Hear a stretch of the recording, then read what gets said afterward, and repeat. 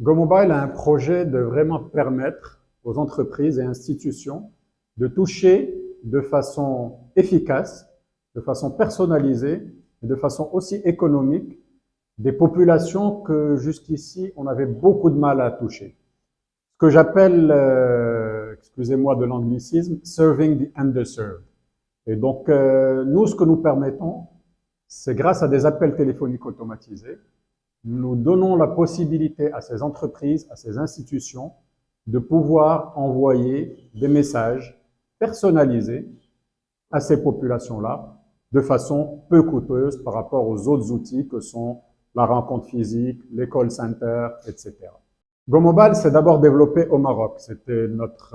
C'est mon pays de naissance, donc ça a été le marché initial naturel. Nous développons depuis maintenant 6 ans au Maroc. Nous travaillons avec la quasi-totalité des banques, des sociétés de crédit, des compagnies d'assurance. Donc nous avons bien touché le système financier, parafinancier. Nous commençons à toucher d'autres secteurs.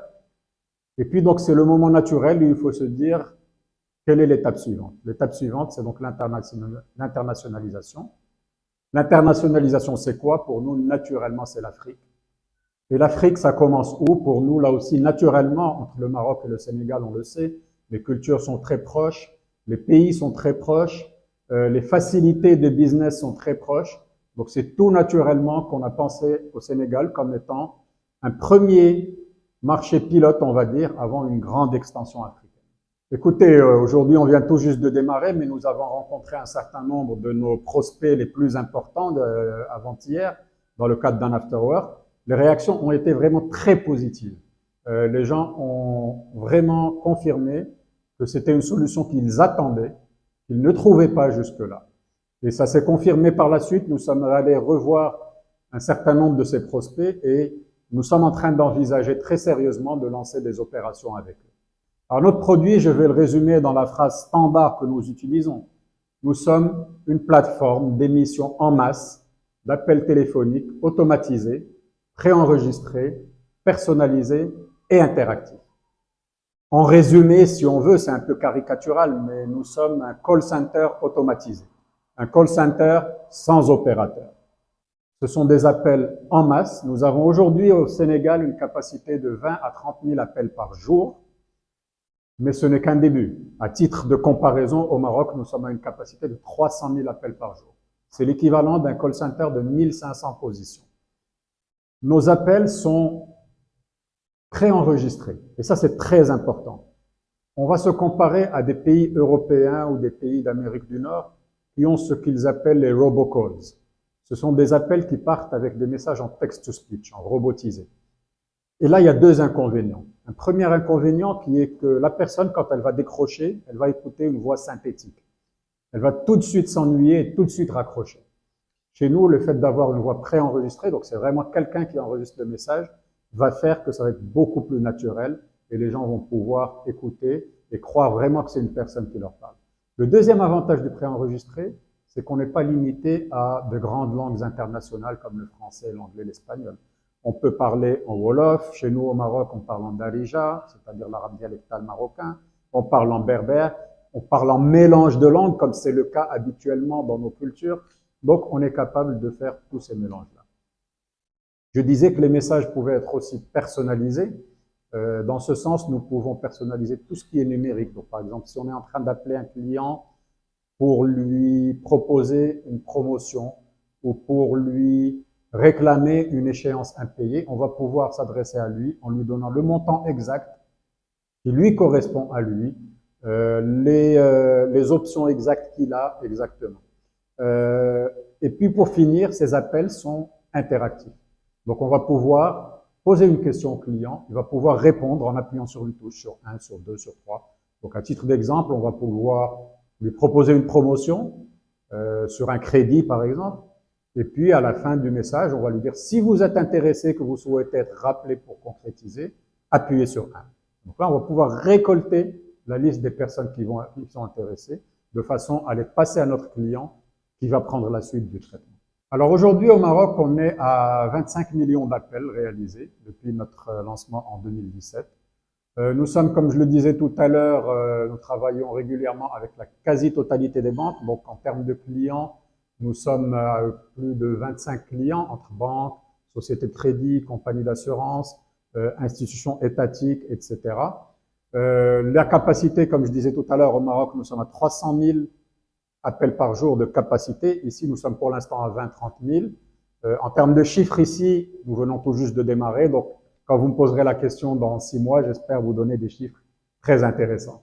En fait, j'ai un parcours, bon, j'ai tout juste dépassé la cinquantaine, donc je suis passé de l'autre côté quand même. J'ai un parcours, on va dire, professionnel après des études d'ingénieur. En fait, je suis ingénieur télécom, c'est un peu l'ironie de la chose. J'ai fait toute ma carrière en dehors des télécoms, principalement dans tout. On va le dire franchement entre nous, j'ai travaillé dans 6 ou 7 boîtes différentes. J'ai été dans la grande consommation, dans la banque, dans l'aérien, dans l'eau et l'assainissement. Je suis aussi dans l'associatif. Je suis aussi sportif d'endurance. Donc, je suis vraiment un mélange de beaucoup de choses. Mais il y a un fil conducteur un peu dans tout ça et qui est très lié à GoMobile. C'est que je suis quelqu'un qui a toujours cherché, que ce soit dans mes challenges professionnels ou dans mon activité associative, à me rapprocher d'une population qui est malheureusement très peu desservie par les acteurs économiques. Des populations défavorisées, des bidonvillois, des gens de la campagne. Et donc, c'est un peu de là qu'est née l'idée de GoMobile, c'est de dire, ces populations-là, comment est-ce qu'on peut les toucher de façon efficace? Non pas pour nécessairement leur vendre quelque chose, mais vraiment pour les accompagner. Donc on s'adresse aussi aux institutionnels. On est en train de travailler au Maroc aujourd'hui, on y viendra au Sénégal. On travaille avec tout l'écosystème agricole, tous les gens qui soutiennent les agriculteurs. Je vous donne un exemple très simple. Nous travaillons avec une entreprise qui a besoin de s'approvisionner auprès de ses agriculteurs. Et cette entreprise doit accompagner ces agriculteurs pour améliorer leur productivité. Et donc cet accompagnement, il se fait par des ingénieurs agronomes qui vont les visiter une fois tous les 3 mois, par exemple. Mais pendant les 3 mois, il ne se passe rien. Donc nous, on va venir en appui. Pendant ces 3 mois, ils vont pouvoir les appeler régulièrement pour leur dire n'oubliez pas tel conseil, ou alors attention, il y a telle maladie qui est en train de ronger les récoltes dans cette région, donc utilisez tel produit. Ou attention, il y a la grêle qui est prévue demain, faites telle chose. Ou alors attention, ça fait 20 jours qu'il n'a pas plu, vous devez arroser, ainsi de suite. Donc vraiment, l'idée c'est de trouver un moyen de faire intégrer, d'amener plus de services, plus d'accompagnement, plus de proximité à cette population qui est malheureusement très souvent délaissée.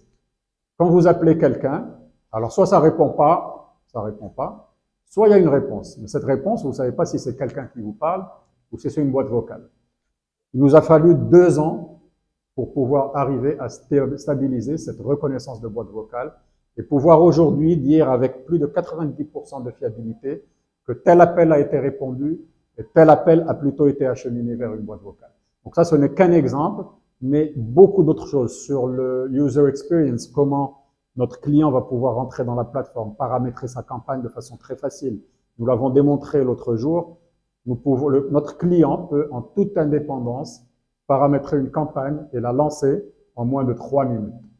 En 3 minutes, il a lancé sa campagne et il peut appeler 100 personnes comme il peut appeler 200 000 personnes.